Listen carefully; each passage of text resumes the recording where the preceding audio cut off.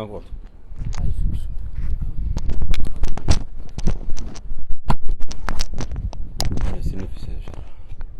طب بلال كلا اسمع ادي اللي سوي مش كده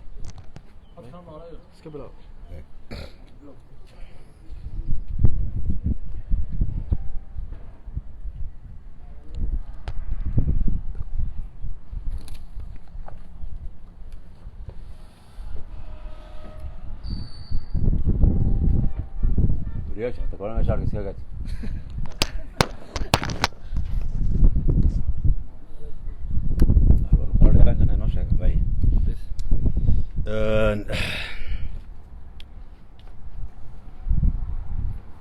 بسم الله الرحمن الرحيم الحمد لله رب العالمين والصلاة والسلام على أشرف الأنبياء والمرسلين دمانتنا السلام عليكم ورحمة الله وبركاته كلن كان أينو هدا وجهنا وكلن فرحة وحوي ومحبوس إلهي كفيدي كربد هيستي وإن لا جوجه ومحمد موسى قمتاسا وحرنا إلى لبض كونيا كودي إلى لبض كونيا كوبي لاتنكا حبسي جانا قلي يسقوا لباتن شرة ما أنت نصوب حي يسقوا أفرتن شرة وإلهي مهدي وحا وجهرين أنو مهد علينا عد كستو ولكن كقيب قاضتي سودين تيسة وأن مرد وحسي دونه سيدا وكوصوب حي الله بانا مهدك وبادله إلهي ومهدسية هي لك الحمد يا الله هدان إذن كور رمو ولكن لبدا كوني كودي أيا شيل كل عي كدبنا محكمة دي وحا يكو حكمتي محكمة دي قدام بيسي وحا يكو حكمتي مقبا يكو حكمتي إيو 8 سنة marka muddada dheer waxa uu sugayay qaanta lagu leeyahay cid ka bixisa manuu helin dhawaan ayaanu helay waana ilaahay mahadi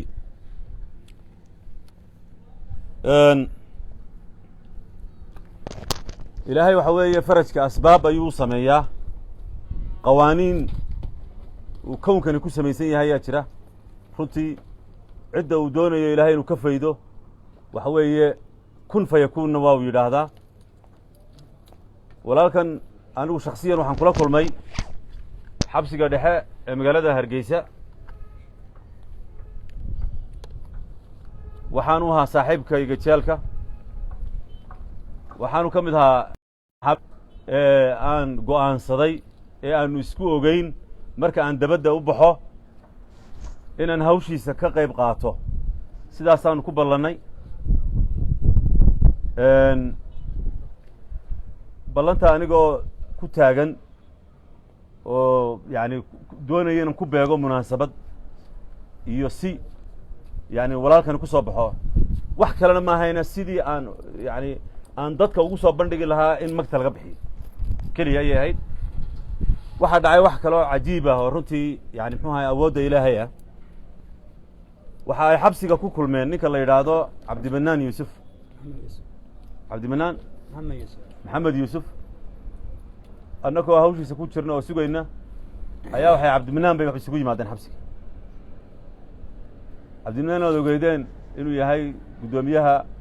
أستان مقبهيها أستان أو هالك يسقون الجحرة عبد المنان ببلن قاضي إنه يعني بحين دونا مقتل قولي أنقنا كلمة كونا وحن حرير لسميني الذي يمحكمات دي من حرير لسمين وحانو رنتي مكتوب ودكتي نوى بدنتها هاي لكن قيسك مرحومك يعني وضع هذا الآن كويا لأني مكتي ونقع فيين وحينا رنتي أي نقاو قرادين إن نقاو قاتان كليا لعق عريسة $7,000 ودكتي $7,000 مجمعها ومكتوب كبدنتها هاي هاوش عصان وقال لي وحوي مركا waxay noqotay inaanu maxkamadii aan u guda gallo oo yaani waxa weeye uu xiran yahay waxay u maraysaa wada loo maro teeda labaad waxa jira yaani marxuumka dhintay eheluu leeyahay waxay nagu qaadatay qaar naga mid ah inay muxuu ahaa Ethiopia tagaan oo dadkii nala shaqeynaya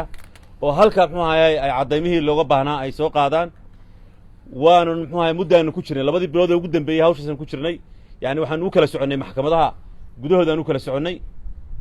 hawshiina waxa weeye way noo soo dhammaantay maanta ayaanu soo qaadnay waraaqdii soo daynta maantaana muxuu ahaayey soo dayn ilaahay fadligii uu ku soo baxay waxa mahad leh allah baa mahad leh waxaa kaloo mahad leh cabdimanaan oo bixiyey 7,000 ee aanu reerku naga qaateen waxaa kaloo mahad leh oo nala shaqeeyey madaxda maxkamadda sare oo ugu horreeyo guddoomiyaha maxkamadda sare aadan xaaji cali oo runtii arrinkaas si weyn u fududeeyey iyo ku-xigeenkiisa maxamed cumar geelle iyo in badan oo garsoorayaala iyo howlwadeenno maxkamadda ka mid ah oo runtii nala shaqaynayey waan u mahadnaqaynaa waxaan kaloo u mahadnaqaynaa marxuumka dhintay ehelkiisa oo si weyn noola shaqeeyey xaqiiqatan waxa weeye way nala shaqeeyeen way awoodi karayeen inay rafcaan qaataan oo ay maxkamad sare rafcaan ka qaataan xukunkii soo baxay magtaa oo ay soo ogaan kiis kale laakiin way noo fudeeyeen cafis buu ahaa iyaguna waan u mahad celinaynaa oo ugu horreeyo cabdiraxmaan qaabato oday la yidhaahdo oo marxuumka abti u ahaa iyo xuseen xaaji cabdi nuure oo marxuumka walaalkii ahaa oo nala shaqaynayay si weyn noola shaqaynayay iyo marxuumka hooyadii oo loogu tegey halkaas oo soo caddaysay iyaduna muxuu ahaayey inay cafiday ilaahay khayr ha ku abaalmariyo qoyskaas iyo dadyow kale oo ilaahay og yahay oo muxuu ahaay nala shaqeeyey baa jira runtii iyo waxaanu ilownana insha allah biidni illahi alkariim gadaal ayaan muxuu ahaay insha allah ka sheegi doonaa walaalkeen haddii aan sheego yani waxa weeye waa muslim haddaan qeexitaan intaa ka badan bixiyo waa nin muslina oo ka soo jeeda qowmiyadda oromada runtii halkan uu ku xidhan yahay in ixsaanka la sameeyaana kuma xidhna qabiil iyo midab iyo qowmiyad kuma xidhna samafalku cid ma laha waxaa kaloo noo qorshaysan haddaanu nahay kaalme kuwan dadyow kale oo ku jira xabsiga inaynu halkaa ugu tagno oo aanu barnaamijkoodaanu qaar ku guda jirnaa sidii ay u soo bixi lahaayeen ayaan muxuu ahay insha allah ayaanu muxuu ahaye aanu qaban doonaa biidni illahi alkariim walaalkeen maanta waxaan ku soo gebagabeynayaa oo kale runtii cabdimanaan hawshan si gaaru muxuu ahaye uu yidhi waan u qabanayaa waa ilaahay mahadii ma doonayna culays intaa ka badan inuu saarno xaqiiqatan waxa weye soo dayntiisii yani muxuu ahaye wuu qaabilay oo khaasatan 7,000 waxaan doonaynaa oo kale aan doonayaa maadaama aanu nahay barnaamijka kaalme kuwan waxaan doonaynaa maxbuus ka horreeyey waxaanu samaynay inaanu dalkiisiibuu ku laabanaya waxba ma haysto nin 20 sano xidhan idinku bal qiyaasa oo maanta soo baxay qaabka uu gaadhiga u fuuleeyey ayaanu ka garanaynay runtii muxuu ahaye muddada dheer uu ka maqnaa meesha iyo siduu yani bal siduu la qabsanaya muxuu ahaye bulshadana bal ka qiyaasa maadaama uu gaadhiga fuulistiisii uu la qabsan waayey marka waxa weeye waxaan ku baaqaynaa dadka muxuu ahaye samafalka jecel inay walaalkan garab soo siiyaan oo aynu anbabixinno ayaamahan halkan ula joogayaa aynu si wacan u anbabixinno aynu muxuu ahaye guddoonsiino wuxuu ku tago oo muxuu ahaye uu nolol cusub uu ku dhiso kuwo kalena way noo qorshaysan tahay waxaan doonayaa halkan ka sheego dadyow kale oo muxuu ahaye aan dhowaan sheegi doonaan ayaanu ka shaqayn doonaa insha allah biidni illahi alkariim anigu intaasaan muxuu ahaye kaga baxayaa baaraka allahu fiikum waad mahadsantihin bahda saxaafadda noo timaadeen maanta ay taariikhdu tahay 15 rajab 1442 hijriya bisha kalena ay tahay 27 bisha labaad 2021 wasalaamu calaykum waraxmat ullahi wabarakaatu waxaan ku soo dhaweynayaa walaalada kale ugu dambeynaya maxamed inoo dambeeyo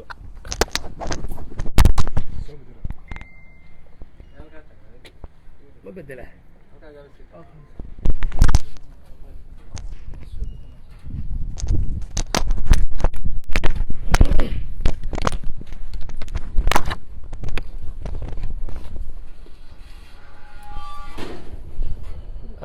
بسم الله الرحمن الرحيم الحمد لله رب العالمين marka koowaad waxa mahad oo dhan leh ilaaha awoodiisa maxamed ku soo daayay iyo amarkiisa marka labaad waxaan u mahad celinayaa walaalkii cabdimaalik oo gargaara ah oo nasrullaahi ah oo hormood ka ahaa soo dayntaas jaalle waxa kale oo u mahad celinayaa isagana oo u ducaynaynaa waliba mulkiilaha astaan TV cabdimanaan oo walaalkeen diyada ka bixiyey anuu walaalkay waxaanu isbaranay 2017 waraa 2 bilood ku xidhnaa xabsiga Hargeysa ayaanu isku qolahayn oo aan wada deganeen qol la yiraahdo number 1 oo block A ku yaal sariirtayga sarreeyay deganaan ninkana waa nin muslina waa nin mu'mina wuxuu ahaa imaamkayagii mu'adinkana noo ahaa waxaan ka warwaray mar labaad oo kalena xabsiga waa ku noqdo 2019 isagoo wali sidii ugu jira mar kastoo ninka arkana iyo walaalo kale ku jirana niyadiisa iyo iimaankiisa iyo samirkiisu meel buu wada taagnaa waxaan ka murugeysanahay oo aan ka warwaraya oo aanan ilaawi kareynin inaanu xabsiga kaga nimi walaalo kale iyaguna gargaar u baahan waxaan si ku faraxsanahay inay haystaan dad muxsiniin oo dibadda jooga oo ka nasanaynin oo Cabdimaalik koob ka yahay maadaama Cabdimaalik uu xanuunka xabsiga iyo xurriyad la'aanta uu yahay nin soo arkay uu garanayo qof muslina oo ku xidhan xabsigu dhibta waxa weeye iyo kadeedkii qurbada haysa waxaan ummadda u soo jeedinayaa walaalaha kale ku hadhay ee sharcigu xaq u siinaya inay soo baxaan ee aan iyaguna haysanin xurriyad in la iska kaashado oo laga qayb qaato soo deyntooda iyo inay xurriyad helaan waxa ku jira xabsiyada waliba xabsiga dhexe Hargeysa tomanaan dad oo u baahan gargaar iyo xurriyad oo qaarkood u xidhan yihiin waxaan $1 gaadhin ay 5 sano in ka badan xidhan yihiin qaarkoodna ay u xidhan yihiin diye iyo mag lagu heshiiyey oo cid ka bixisa weeyday dad badan oo kalena ay kaalmo u baahan yihiin maadaama ay maqan tahay oo aynaan haynin dawlad weyn oo awood loo kaalinta qaadata inaynaan inagu ka nasan oo inaan ka seexan oo inaan ka hadhin oo walaalaha kale xidhan ee ku jira xabsiga ee kurbada xurriyad la'aantu hayso inaynu ka qayb qaadanno oo inuu isku kaashano ayaan iyagana idinku baraarujinaya oo soo jeedinaya walaalkeen Maxamed oo naareystiisu tahay Sinjaalle 20 sano xidhnaa maantana waa 40 jir wadii ka arkaya nuurka ka baxaya iyo sujuudda ku taala iyo waxa weeye inuu ku dibadda jooga oo ka nuur badan yahay waa samir iyo taqwada iyo yaqiintu ogaa in Ilaahay maalintu ugu tala galay oo xabsiga ka baxay waxaynu ugu ducaynaynaa inuu Ilaahay meel roon mariyo walaalaha ka qayb qaato xurriyadiisa dal iyo dibad meel wala joogaan oo Cabdimaalik u horeeyana miisaanka xasanaadka ugu daro gudoomiyaha maxkamadda sare oo isna door weyn ku lahaana oo ay tahay mas'uuliyadiisii oo shaqadiisa rasmiga ah ay tahay in walaalaha dadka xidhan iyo dadka cadaalad darradu hayso oo ka dulqaado kurbada waan ay runtii ku amaanayno in kastay tahay mas'uuliyadiisii haddana in kaalmo badan oo kala loola iman doonaaye dad badan oo kale aan ognahay oo Cabdimaalik ballan qaado kaalme kuwan ka hawlgalaya jirey la fudaydiyo xeer raalintii maxkamadda wixii kaga xidhan laga furfuro wixii xooliyo adduunana inagoo muwaadiniina oo muslimiina oo ka fikirayna jacaylkeen iyo walaalnimadeena inaynu kaalinta dadnimo ee damiirkeena maaragtay wax taraysa aynu qaadanno ayaynu iyadana maaragtay eegayna wala dafco isaguna xaq u dirra oo runtii sharciga in badan arrimaha ka hadlay oo tala badan ka bixiyayna isna mar walba waxaanu kala tashanaa talaabo wala la qaadayo sharciyan saameynta keenayso iyo sida looga jid bixi karo kama maqna isaguna waxaan mar labaad iyo mar saddexaadba aanu ducaynayaa walaalkeena xurriyadda helay Ilaahay ka dulqaaday kurbada walaalaha soo daayay iyo cid kastoo dadaalka qayb ka ahayd aynu isku kaashanno in ay helaan dad badan oo maxaabiis oo walaalaheen inay xurriyad helaan oo inuu soo saarnay ifka aad baa u mahadsantahay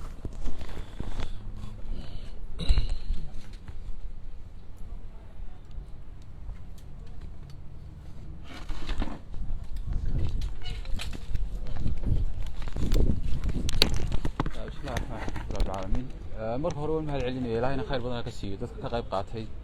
dadaalka weyn galay qof xarig soo maray qof xidhan uu baa garan kara culayska iyo warwarka iyo dhibaatada ay leedahay in qofka xabsi ku jiro waliba qofku inuu dulmi tirsanayaan way ka sii xanuun badan tahay inuu xabsi ku jiro marka ajar badan bay gelayaan waxyaabaha diintu sheegtay dadka in diinta laga dulqaado in ajarka badan laga helayo kamid tahay marka iyagu uga mahad celinaya si wadaana waan doonay waxaan doonayaa anigu inaan xagga qaanuunka iska yara taago dadka la xidhay dalkiina waxay u badan yihiin dad ama dhaawac ama hanti loo xidhay oo ama maartay hanti la burburiyay ama qof la leeyahay waxba la yar ciqaabo xeerarku ka dhigayaan oo la saarayo lagu xukumayo waxa sidoo kale dhinac socota in qaantii ama diintii ama hantidii qofkaasi lalahaa wuu geystay ama cid buu ka burburiyey inay la socoto dalkeena markaad eegtay sharciga qofka marka xukunkiisa uu dhameystay ciqaabtiisa 3 sano 5 sano 6 sano 8 waxay doontaa noqotee qaanuunku wuxuu sheegaya qofka in xorriyadiisa loo soo celiyo ciddii hanti uu sheeganaysay qaanuun ku lahaydna ay kolkaa dacwad madani oo fulina furato ilaa qofku jeelkii lacag kuma daldalin oo dheeman kama soo gurine wuxuu loo haystaana waa deyne inuu deynta isagoo dibadda joogo iska gudo sharcigeenu saas u dhigaya iyadoo sidaa tahay bay dad badani maanta waxay ugu xidhan yihiin xabsiyadeena siba xabsiga Hargeysa hanti bay ugu xidhan in qof iyo 2 iyo 3 lacag laga bixiyaana si kastoo loo ururiyo dadka xabsiga kama soo wada deyn karayso mas'uuliyiinta ay kolkaa khusayso ee sharciga isla wada garanayno ee maxkamaduhu ka mid yihiin xiraalintu ka mid tahay dadka jeelka maamulay ka mid yihiin anigu waxaan ka codsanayaa inay dadka u naxariistaan xorriyaddooda u soo celiyaan qof ciqaabtii aad ku xukuntay dhamaystay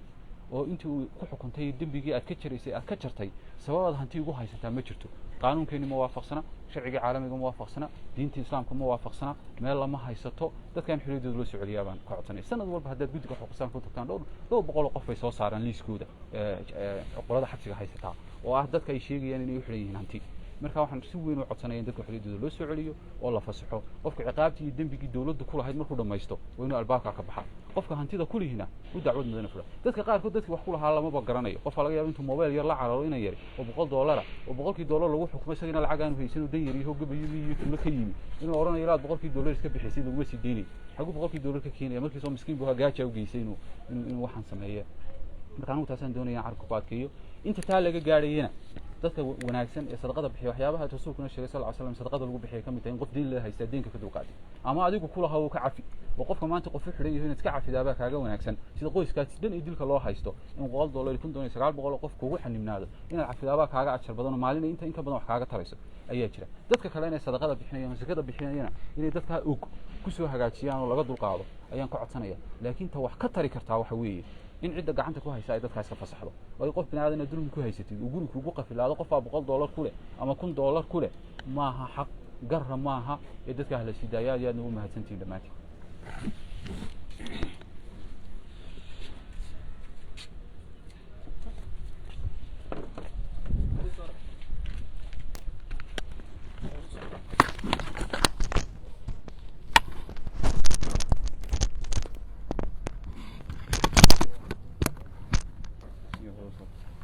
محمد حوي درeenkaaga ayaad ku bilaabaysaa maanta alxamdulillahi wasalaatu wasalaamu calaa rasuulillahi sala allahu alayhi wasalam alxamdulilah markii koobaaye markii labaa marka saddex ilaahay maxaanaqadabi raggii shaqeeye walaaladiini kii dibadda kii kuda ii shaqeeye meeshayga soo saare waa manaqiyaa gaaraan abdimanaan maxamed yuusuf waa manaqiyaa mar labaa mar saddex halkan waxay la joogaa walaalkay qaaliga cabdimaalik muuse aldoon isagana waa manaqiyaa waynoo shaqeeye meeshayga soo saaray nin walba u garanayaa waa qabrin ka soo bahay qabriga alxamdulilaahi rabbilcaalamiin waa manaq ilaahay manaqiyaa alxamdulilaahi rabbilcaalamiin walaaladiina ii shaqeeye meeshayga soo saare anuu waxba ma qaban karayo ilaahay habaal gudiyaa halkaas insha allaahi rabbuna way soo ducaynayaa anuu wax kale waa qaban kari garan maayo waan faraadsan yahay ilaahay maadi wayaan waa ilaahay maadi kadib insha allaahi rabbuna haddaa ilaahay caafimaadna siiyey 20 sano absi ku jiro meel allaale meelun ku dhaqaagu garan maayo insha allah kadib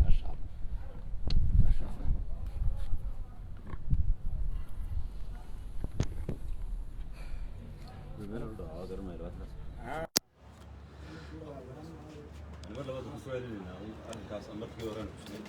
runtii aan hoosta doonaya ka xariiqo qodobka ah walaalkani maanta muxuu ahaayey walaalkani ereygaasaan doonaya inaan adkeeyo xaqiiqatan ereyga wiilna runtii una taabanaya waxaan u baahan nahay runtii dadkii jaaniska inay maanta muxuu ahaayey walaalkan qaamoobay inay ku xoreeyaan dhaqaale oo fadli weyn leh mid ilaahay og yahay leh waxaan muxuu ahaayey waxaan ugu baaqayaa waxaan ku baaqaya walaalkan muxuu ahaye inala taagan aynu garab aynu ka farxino farxad labaad aynu ka farxino oo waxa weeye aynu dhaqaalo ururino habadega muxuu ahaye hargeysa hadego meel layaanu tegin oo halkan noloshiisa ha ka asaaso deegaankiisana ha soo booqdo yani muxuu ahaye aynu runtii wanaag walaalkeena tusno aynu ku caawino muxuu ahaye yani islaamnimada dadnimada waxyaaba badan baynu muxuu ahaye ku caawin karnaa marka waxa weeye fursad baad haysataan garab ha lasoo siiyo maalmahan waxa weeye marka insha allah waa joogi doonaa insha allah bidin waa kule xaggaan u dhaqaaqa garan maayo meel u dhaqaaqa aniguna meelaan kusii dayno dee ma jirto laakiin waxa weeye waan la joogi doonaa insha allah bidin alkariim waxaa idinka mahad celinaynaa bahda warbaahinta xaqiiqatan idinka muxuu ahaye idinkoo aan dhaqaalo naga qaadanayn baad ayaad warkan tabinaysaan jazaakum allahu khayr ilahay khayr idinku abaalmariyo waxaanan idiin sheegayaa waxa weeye saameyn weyn baad leedihiin waxaan yani aan idinku baaqaya war xabsiga waxaa ku jira dad aan awoodeyn inay kabraduhu soo galaan maadaama aana jirin dad ay awoodeyn kabraduhu soo galaan waxaanu isu xilqaanay oo culays ka saarnay haddaan nahay kaalme kuwan arrinka maxaabiista inaanu kow ka dhigno dadka xanuunsanaya laban ugu talagal inanu ka dhigno iyo wixii kale baahiyaha kale saas awgeed nala socda haddii aydan idinku baahinayn oo aydan war ka soo diyaarinayn gudaha waxa weeye annagaa idiin soo gudbinayna fadlan nala xidhiidha teeda labaad waxa weeye waxa aan ka codsanaynaa xukuumadda lafteeda waxaan ka codsanaynaa warbaahinta loo fasaxo jeelasha waxa weeye way jiraan dalal badan oo caalamka ka mid ah oo yani muxuu ahay warbaahintu gasho iyaa yidhi warbaahintu ma gasho gudaha waa la galaa gudaha cabdile baa laga soo duubayay waad arkayseen oo muxuu ahaye laga soo warramayay warbaahinta madaxa bannaan maaha kuwa muxuu ahaye dawladdu ay gacanta ku hayso waxaan doonaynaa aad dalbataan xaq baad u leedihiin waxa weeye dad baa gidaarka ka dambeeya waa inaad soo ogaataan maxay ku xidhan yihiin duruufahooda iyo siday u nool yihiin maaha muxuu ahaye maalinta halkaa la geliyo inaynu ka aamusno aynu dalbanno aynu muxuu ahaye inu warbaahinta gudaha gasho oo soo waraysano maxaabiista maxay cunaan sidee bay ku nool yihiin kiisaskoodu sidee baa loola dhaqmaa intaasoo dhan waxa weeye waa in warbaahintu ay ummadda usoo bandhigtaa intaasaan kusoo gabagabaynaya walaalayaal assalamu calaykum waraxmat ullahi wabarakatu